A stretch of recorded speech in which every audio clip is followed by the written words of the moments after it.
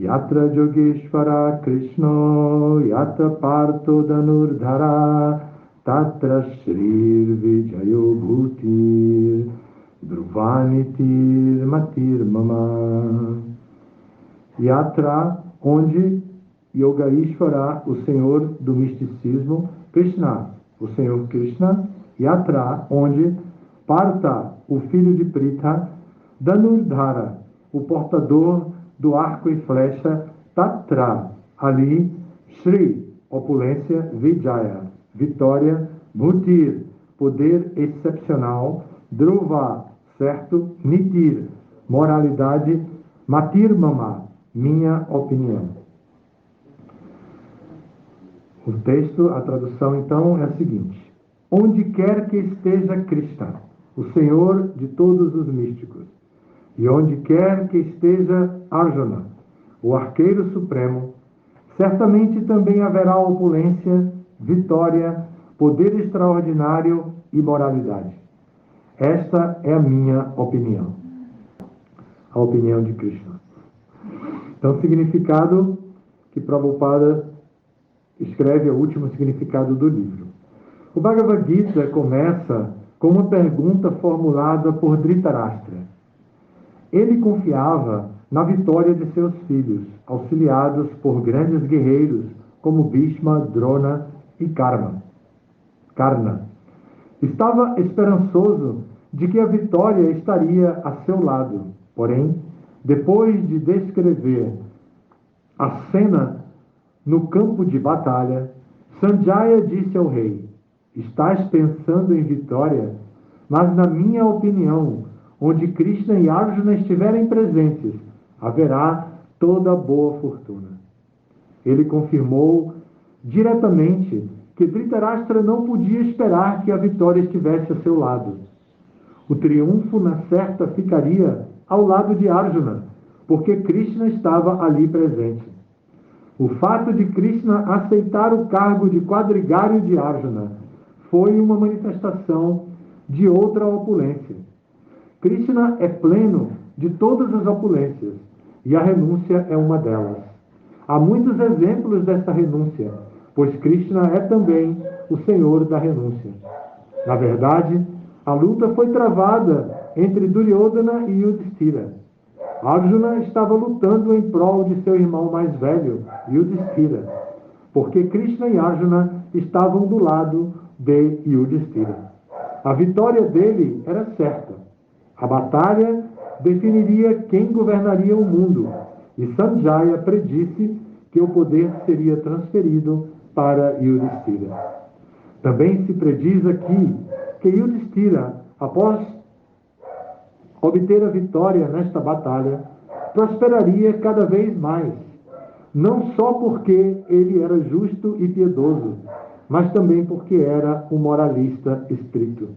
Durante sua vida, ele nunca disse uma mentira. Há muitas pessoas menos inteligentes que aceitam o Bhagavad Gita como uma simples conversa entre dois amigos num campo de batalha. Mas um livro assim não pode ser uma escritura. Alguns podem alegar que Krishna incitou Arjuna a lutar e que isso é imoral. Mas a realidade da situação está claramente afirmada. O Bhagavad Gita é a suprema instrução sobre o que é moralidade. O 9º capítulo, verso 34, declara a suprema instrução sobre moralidade. Manmana bhava mad bhakta. É necessário tornar-se um devoto de Krishna, e a essência de toda religião é render-se a Krishna. Sarva dharman parityaja mamekam sharanam braja. As instruções do Bhagavad Gita constituem o supremo processo de religião e de moralidade. Todos os outros métodos podem ser purificantes e podem levar a esse processo. Mas a última instrução do Gita é a palavra máxima em toda a moralidade e religião: render-se a Krishna. Este é o veredito do 18º capítulo. Através do Bhagavad Gita, podemos compreender que experienciar o eu, através da especulação filosófica e por meio da meditação é apenas um processo, mas render-se completamente a Krishna é a perfeição mais elevada. Essa é a essência dos ensinamentos do Bhagavad Gita. O caminho dos princípios reguladores, segundo as ordens da vida social e os diferentes métodos de religião, talvez seja o caminho confidencial de conhecimento. Todavia, embora os rituais religiosos sejam confidenciais, a meditação e o cultivo de conhecimento são ainda mais. E render-se a Krishna em serviço devocional, em plena consciência de Krishna, é a instrução mais confidencial. Esta é a essência do 18º capítulo. Outro aspecto do Bhagavad Gita é que a verdade efetiva é a suprema personalidade de Deus, Krishna. A verdade absoluta é compreendida sob 3 aspectos: o Brahman, impessoal, o Paramatma localizado e, enfim, a suprema personalidade de Deus, Krishna. Conhecimento perfeito acerca da verdade absoluta quer dizer entendimento perfeito acerca de Krishna. Se alguém compreende Krishna, todos os departamentos de conhecimento estão incluídos em tal compreensão. Krishna é transcendental, pois ele sempre está situado em sua eterna potência interna.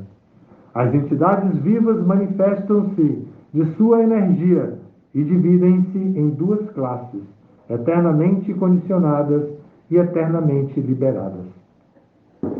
Essas entidades vivas são inumeráveis e são consideradas partes fundamentais de Krishna. A energia material manifesta-se em 24 divisões. A criação é efetuada pelo tempo eterno e é produzida e dissolvida pela energia externa. Essa manifestação do mundo cósmico se torna visível e invisível repetidas vezes. No Bhagavad Gita, comentam-se 5 assuntos principais: a suprema personalidade de Deus, a natureza material, as entidades vivas, o tempo eterno e todas as espécies de atividades. Tudo depende da suprema personalidade de Deus, Krishna. Todas as concepções sobre a verdade absoluta, Brahman impessoal, Paramatma localizado e qualquer outra concepção transcendental estão incluídas na compreensão acerca da suprema personalidade de Deus. Embora superficialmente a suprema personalidade de Deus, a entidade viva, a natureza material e o tempo pareçam ser diferentes, nada é diferente do Supremo. O Supremo, no entanto, é sempre diferente de tudo.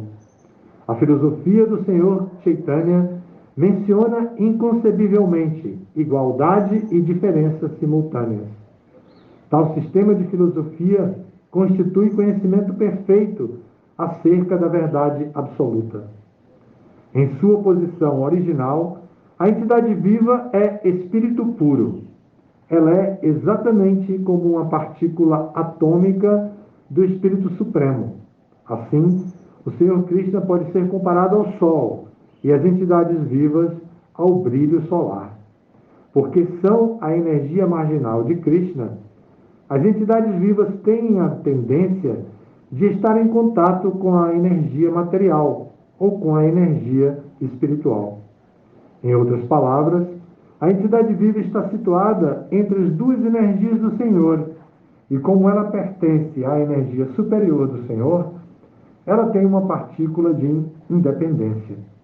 Pelo uso correto dessa independência, ela aceita ficar sob a ordem direta de Krishna.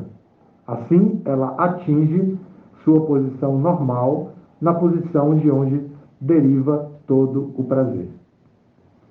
Neste ponto, encerram-se os significados Bhaktivedanta do 18º capítulo do Srimad Bhagavad Gita, que trata de sua conclusão, a perfeição da renúncia. Então, neste significado, e neste verso, em primeiro lugar, nós encontramos a conclusão de um diálogo que vem se desenrolando entre Krishna e Arjuna, abordando diferentes aspectos da realização humana. A realização humana a nível de karma, quando os seres humanos compreendem que cada ação praticada por ele produz uma reação e que essa reação será uma armadilha a mais para ela se prender neste mundo material. Então, nós saímos de uma armadilha e entramos em outra. Saímos de uma e entramos em outra. E assim nós vivemos dentro deste mundo como almas condicionadas. Primeiro de tudo, estamos condicionados a um corpo material. E nós não conhecemos muito bem o funcionamento do nosso corpo. Então, nós nos alimentamos de qualquer jeito, nós usamos o corpo simplesmente em busca de prazer e de realizações materiais, usar plenamente a nossa criatividade, usar plenamente a nossa inteligência, a nossa mente, os nossos sentidos, mas nós não aproveitamos a característica primordial da nossa verdadeira identidade, que é a característica espiritual. Nós somos almas espirituais e estamos agora usando este corpo como um veículo dentro da nossa trajetória neste mundo material.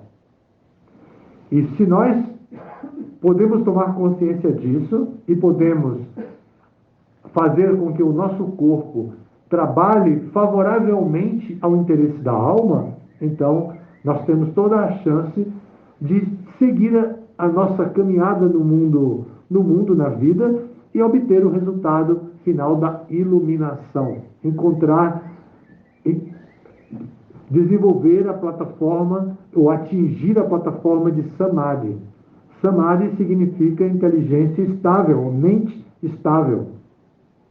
Então, chegar nesse nível onde nada nos afeta, onde todos são queridos por nós e nós somos queridos por todos. Então, essa plataforma de estabilidade em todos os níveis, de equanimidade completa. Então, esse nível de percepção exige um determinado treinamento. Então, como o Bhagavad Gita apresenta, são 3 níveis de conhecimento que produzem práticas adequadas. Primeiro, o apresentado é karma.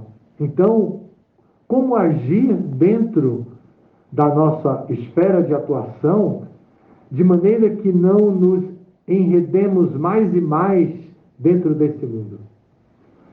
Se cada ação corresponde a uma reação, praticamente não há solução. Tudo que fizermos vai criar uma reação. E quando chegarmos já velhinhos, na hora de deixar esse mundo material, teremos muitas reações ainda para pagar. Essas reações ficam guardadas dentro de nós na forma de sementes. E na língua sânscrita se chama de bija, semente. Essas sementes vão brotando à medida que elas vão amadurecendo e que o clima é favorável. Elas vão brotando. Cada vez que elas brotam, surge uma nova tendência na nossa vida. A reação produz um tipo de interesse e nós seguimos aquele interesse e vamos pensando que estamos livres, mas na verdade nós estamos apenas agora vendo uma bija, uma semente germinar dentro do nosso coração. A semente bija germinada é chamada prarabdha e a não germinada é chamada apararabdha. Então essas sementes, as que germinam e as que ainda estão por germinar, não se gastam todas durante a nossa vida.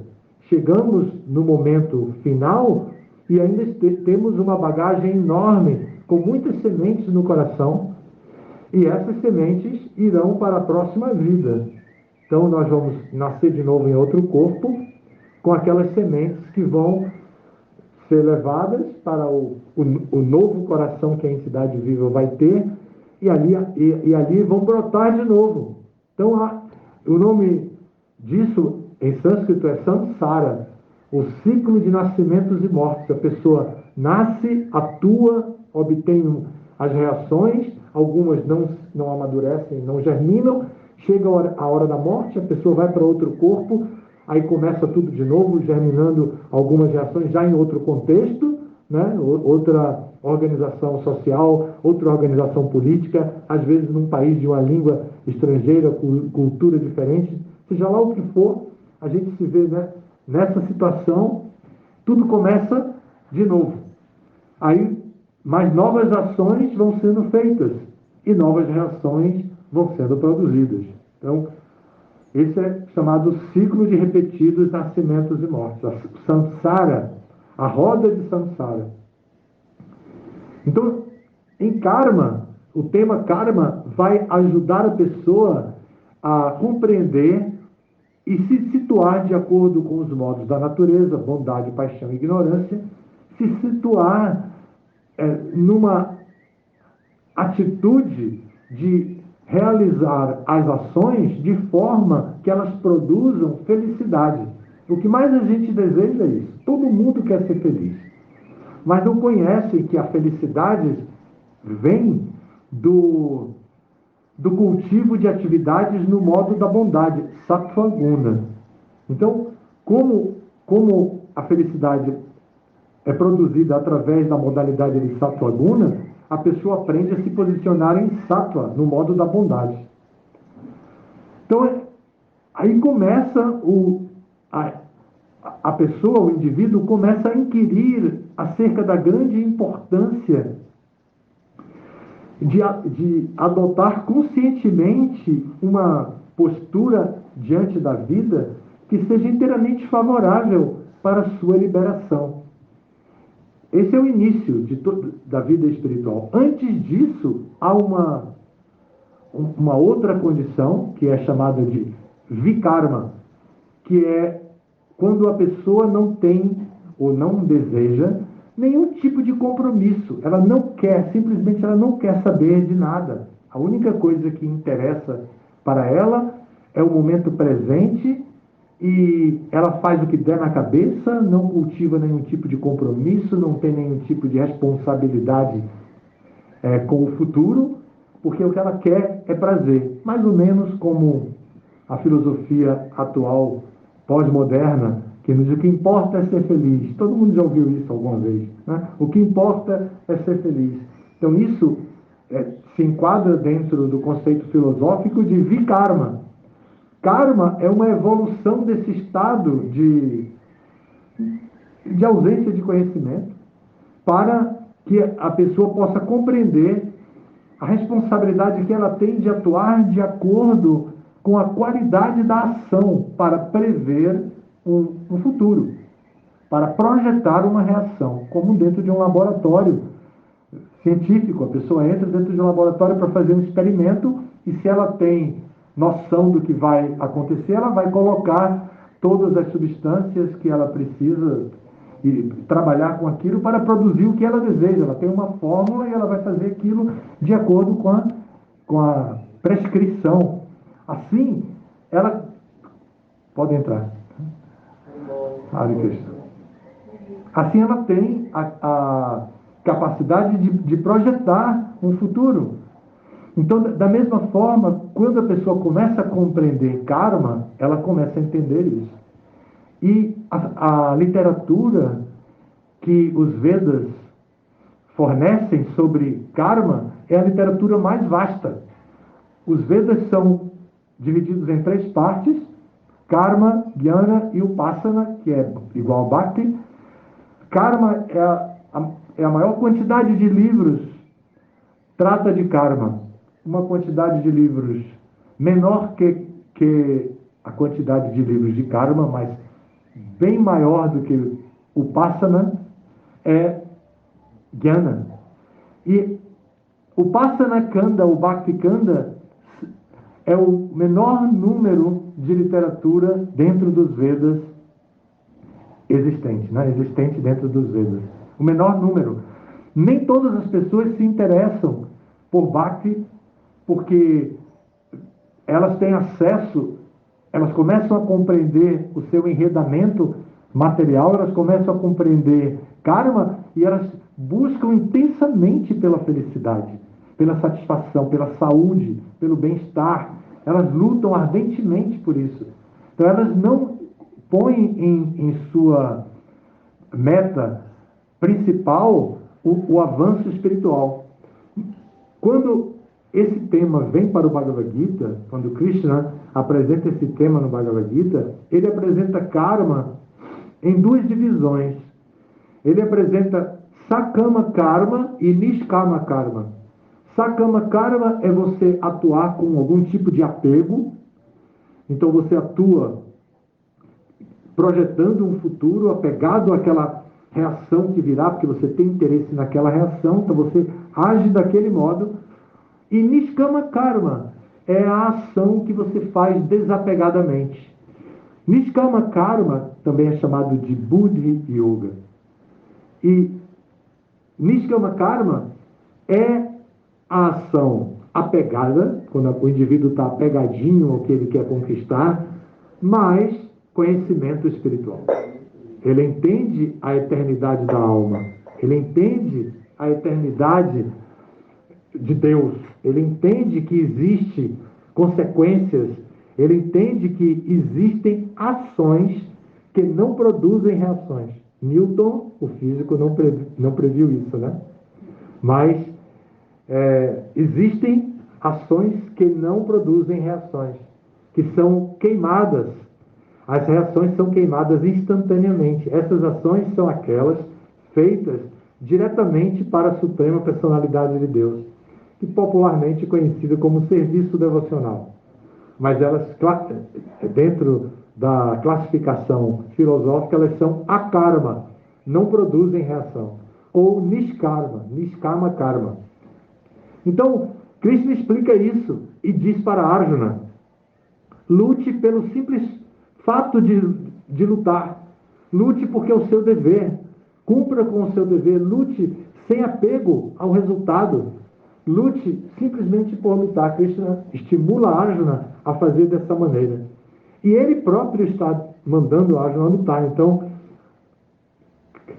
isso já caracteriza essa ação como feita para o prazer de Krishna, feita para a satisfação de Krishna, já classifica como a karma mesmo.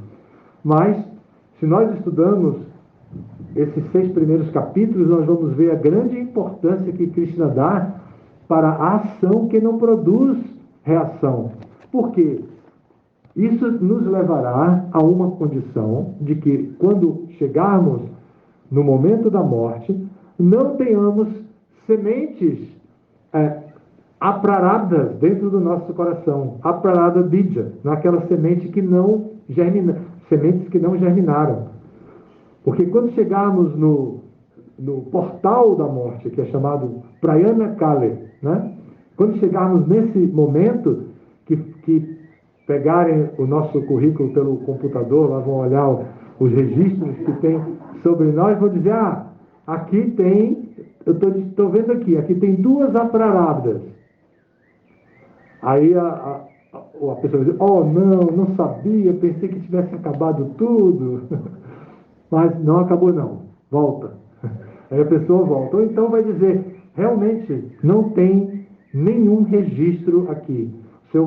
Acabei de fazer um exame do seu coração, todos os cantos dele, não tem nenhuma sementinha aí para produzir resultado. Pode passar direto para o reino de Deus. Então essa é de uma maneira assim simplória a explicação a respeito de karma e da relação que uma atividade tem com a sua reação e da relação transcendental que uma atividade feita em Bhakti também produz para a pessoa.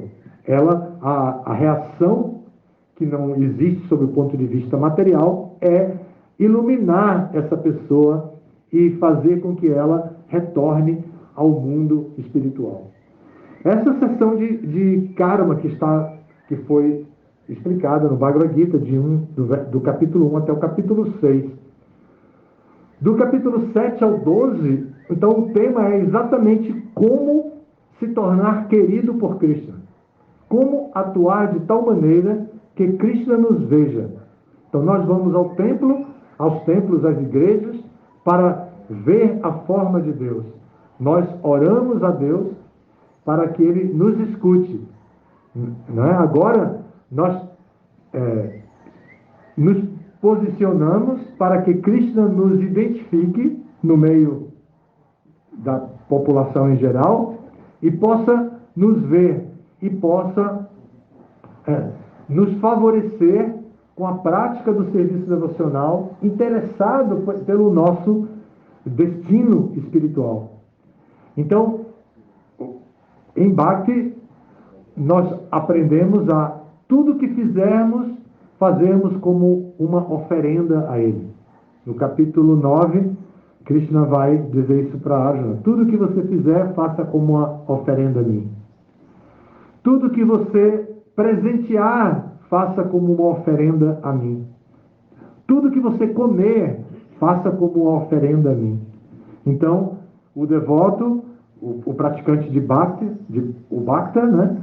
Ele ganha uma fruta, por exemplo, e instantaneamente ele lembra de Krishna e oferece aquilo a Krishna.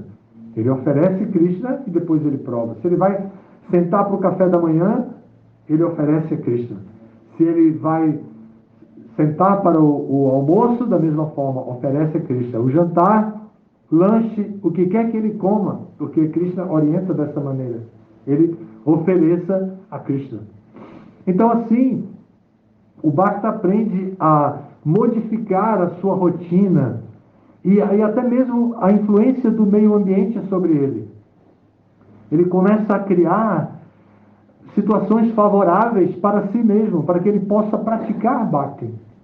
Então, ele trabalha, com o seu trabalho ele ganha uma remuneração, com essa remuneração ele paga as suas contas, algum dinheiro que sobra ele vai no mercado, compra os mantimentos, leva os mantimentos para casa, cozinha um bom almoço e oferece a Krishna.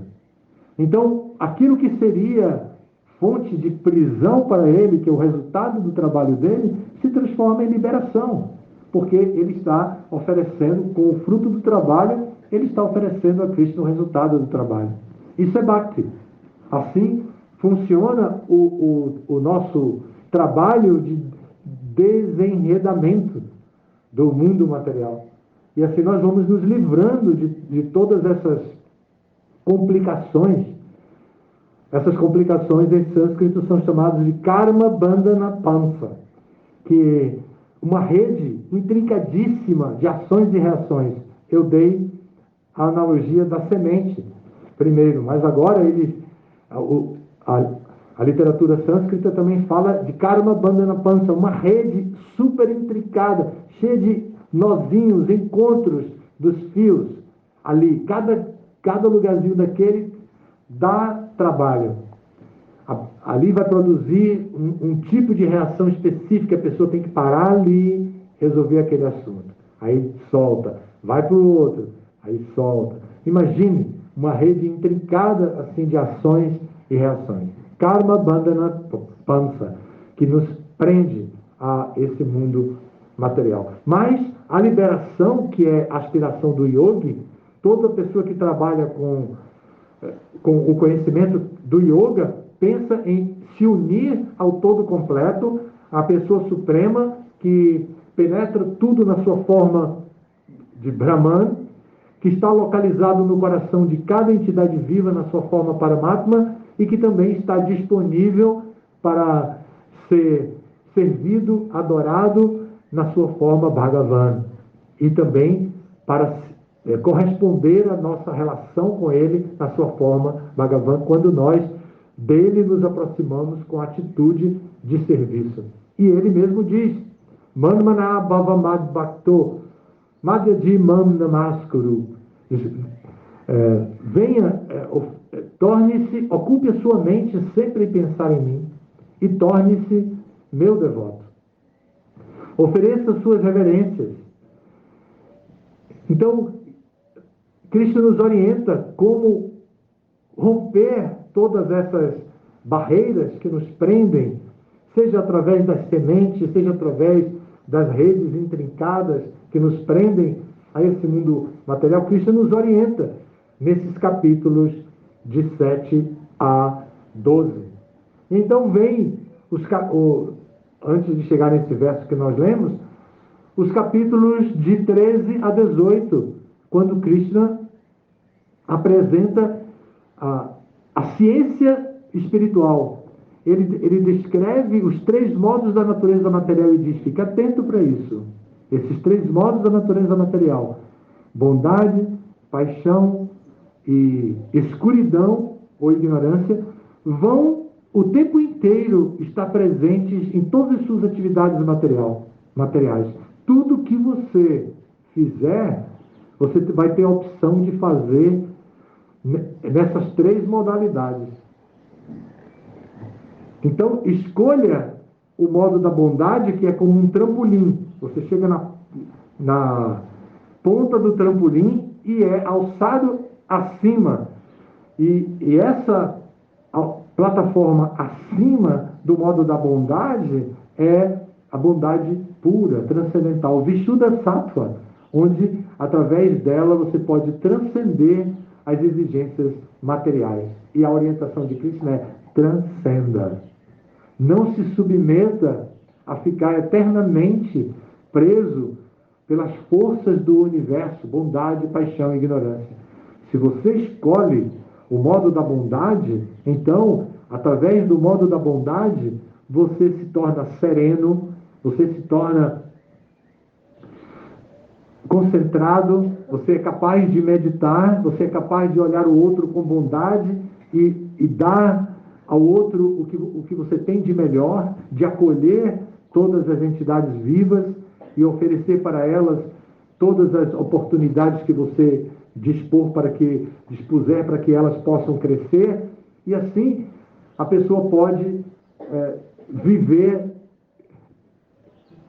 da melhor maneira, se preparando para a transcendência, porque Krishna, não sem receio algum, ele vai dizer que a Arjuna, no 14º capítulo, eu vou ler para vocês aqui, o último verso do 14º capítulo,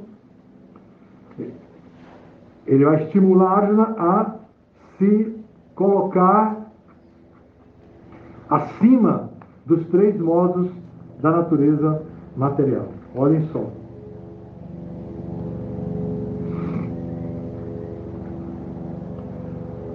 Aquele que se ocupa em serviço devocional pleno e não falha em circunstância alguma, transcende de imediato os modos qualitativos da natureza material e chega então ao nível de Brahman. Ele se posiciona acima dos 3 modos da natureza material através de algo prático. Qual é esse algo prático? Serviço devocional. Trabalhar para Krishna. Tudo que fizer, fazer em oferenda a Krishna. Então, a ciência dos 3 modos da atuação, dos 3 modos da natureza material, que como é apresentado dos capítulos 13 ao capítulo 18, vai nos estimular a usar de toda a nossa inteligência para agirmos em consciência de Krishna. Então, conhecimento mais ação é exatamente Buddhi Yoga, Nishkama Karma Yoga. É o processo de serviço devocional que não gera reação. Então, se toda ação gera uma reação, a ação em consciência de Krishna não gera reação. E a pessoa se liberta com o passar do tempo, do enredamento material. Nesse último capítulo, a pessoa que está falando o verso é Sanjaya. Sanjaya responde a pergunta do seu amo, que é Dhritarashtra, e Dhritarashtra é um rei cego que está num palácio, e Sanjaya se aproxima dele para dar notícias sobre a guerra que está acontecendo longe do palácio. Então, Dhritarashtra pergunta a ele: ó Sanjaya, que fizeram meus filhos e os filhos do meu irmão Pandu quando se encontraram no campo de Kurukshetra desejando lutar? E Sanjaya então responde, conta todo o diálogo que ocorreu, e no fim ele faz uma profecia, que é o verso que nós lemos. Ele diz que onde quer que esteja Krishna, o Senhor de todos os yogis, todos os místicos, e onde quer que esteja Arjuna, o arqueiro supremo, certamente também haverá opulência, vitória, poder extraordinário e moralidade. Esta é a minha opinião. A opinião de Sanjaya. Quando eu li, eu falei a opinião de Krishna. Mas a opinião de Sanjaya. Sanjaya está dizendo para Dhritarashtra que ele prevê que a guerra não vai ser favorável para os filhos de Dhritarashtra, que Dhritarashtra devia se preparar para um resultado negativo, um resultado fora da expectativa dele. E que, pela presença de Krishna com Arjuna, a associação dos dois, sendo Krishna o místico supremo e sendo Arjuna o arqueiro supremo, ia dar uma combinação que provavelmente traria a vitória, de acordo com a opinião de Sanjaya. E foi o que realmente aconteceu. Esse verso nos traz a instrução de Sanjaya para o seu amo. Ele inverte a posição, ele cuida do amo, trazendo para ele, Dhritarashtra, que era o senhor dele, né, o amo dele, trazendo para ele a calma necessária que ele precisava ter, o conhecimento que ele precisava ter para se preparar, para não se decepcionar com o resultado, para preparar o coração dele. Então Sanjaya faz isso por bondade e pelo compromisso, pelo dever dele também, como o servo de Dhritarashtra. Para nós, esse verso faz uma análise do exercício da vitória.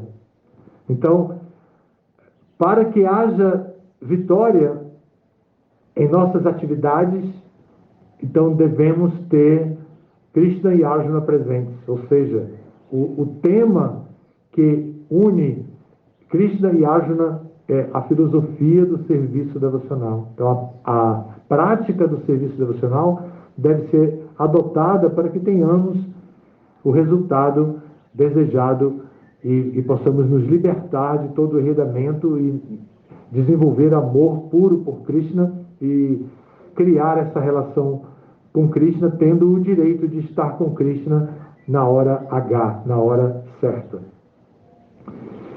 Paramos por aqui. Se vocês tiverem alguma pergunta, algum comentário. Quer fazer um... Sim, Anildo. Eu falo sobre o modo da bondade, né? Como um trampolim que pode nos alçar a transcendência ou a bondade pura, né? Mas também se fala na bondade como uma possibilidade também de apego, no sentido de que a gente se apega ao resultado do modo da bondade, né? A sensação de bem-estar, ao conhecimento que é natural do modo da bondade, às vezes até uma sensação de desapego, de humildade, que também é natural do modo da bondade. A gente acaba se apegando a essa situação, de certa forma agradável, né? Essa situação boa. E isso também pode ser um perigo, né? Também tem esse outro aspecto que é dito aí no livro. É por isso que eu falo que assim, todos os cuidados que a gente precisa ter ao se estabelecer no modo da bondade, para que a gente não caia nessa armadilha do próprio modo da bondade. Muito boa pergunta. É isso mesmo. O segredo é o serviço devocional no modo da bondade. Manter a mente no modo da bondade significa não desenvolver nem apego, nem letargia ou preguiça. Não desenvolver nem apego excessivo, nem preguiça. Então, e mais manter a mente no modo da bondade para que ela funcione como um trampolim para a transcendência mesmo. Caso contrário, você vai cair na borda da piscina, né? Bater a cabeça na dureza do mundo material como ele é mesmo. Mas o modo da bondade realmente tem suas armadilhas, que é constituído principalmente pelo resultado ideal do modo da bondade, que é a felicidade, a sensação de felicidade, de bem-estar. O apego já não é o resultado natural do modo da bondade, é um defeito que nós vamos levar para o modo da bondade pela contaminação com o modo da paixão, que se caracteriza pelo apego. Então nós temos que estar livre de egoísmo. O apego é o egoísmo que não deve haver no modo da bondade. Então, assim você tem a chance de não se apegar. Mas, na prática, como fazer? Senão a gente vai ficar doido o tempo inteiro pensando assim. A prática é ocupar em atividades que possam ser serviço devocional a Krishna, classificadas como Jagya, como serviço devocional a Krishna. Tá? Sim. E tenho duas perguntas. Uma delas, no começo de Bhagavad Gita, quando Duryodhana faz pergunta para Sanjaya, ele distingue filhos dele, como ele chama Kauravas, e filhos de Pandu, como ele chama Pandavas. Então, ele quer mostrar em forma indireta que os Pandus não merecem receber herança, reinar o mundo. Por que Dhritarashtra não menciona Bharata nesse caso? Porque ele mencionou Kuru? Porque ele queria fazer a diferenciação mesmo. Todos eles eram descendentes de Bharata e descendentes de Kuru. Mas ele classifica os Kauravas porque Kuru é o rei mais próximo dos Pandavas. E Bharata é um tronco anterior. Depois de Bharata veio Kuru. E mesmo que todos eles eram Kauravas também, os descendentes de Dhritarashtra também eram descendentes de Kuru, eram todos Kauravas. Ainda assim, o que ele queria classificar era a diferença entre tudo que nos une, agora está demonstrado na separação dos dois exércitos. Aqui nós temos os Pandavas e nós temos os meus filhos, né? Temos os descendentes de Kuru, como ele classifica, e temos os meus descendentes, os meus filhos e os filhos de Pandu, separadamente. Então ele queria mais focar na separação, na diferença, do que na unidade. A mentalidade dele, dual, para a conquista do reino, ser apenas para um grupo, classificava os Pandavas como não herdeiros do trono, e que eram outros, não eram parentes. Ele não queria nenhum tipo de identificação, ele queria o que separasse mesmo. Segunda pergunta. Krishna chamada como o Senhor de todos os yogis, de todos os místicos.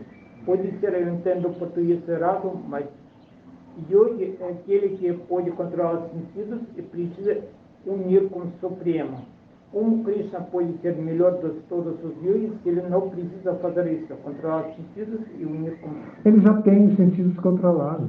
Por que ele chama como melhor dos yogis? Porque é a pessoa que é o senhor da yoga. Ele é o senhor da yoga. Amo da yoga. Amo. Ele é a origem de tudo. Então ele pode ser chamado de senhor de qualquer coisa que esteja dentro da existência material. Ele é o senhor do yoga, ele é o senhor dos yogis, ele é o maior de todos os yogis, porque ele está unido consigo mesmo. Ele, quando acorda de manhã, ele medita em si mesmo. Ele não faz um programa externo de meditação, como nós, quando acordamos, que para purificar a nossa mente, o nosso corpo, tomamos um banho e depois vamos meditar. Ele não. ele já pensa em si mesmo. Ele pode fazer isso, porque é Krishna. O livro, no 10º canto do Bhagavatam, vai descrever isso. Então, o Krishna é livre, ele não tem nenhum tipo de necessidade de processos purificatórios. Todos esses processos que nós comentamos, de karma, de jnana, de bhakti, ele não precisa disso. Ele é o senhor de bhakti. Ele é o senhor de karma, ele é o senhor de jnana, ele é o senhor de tudo.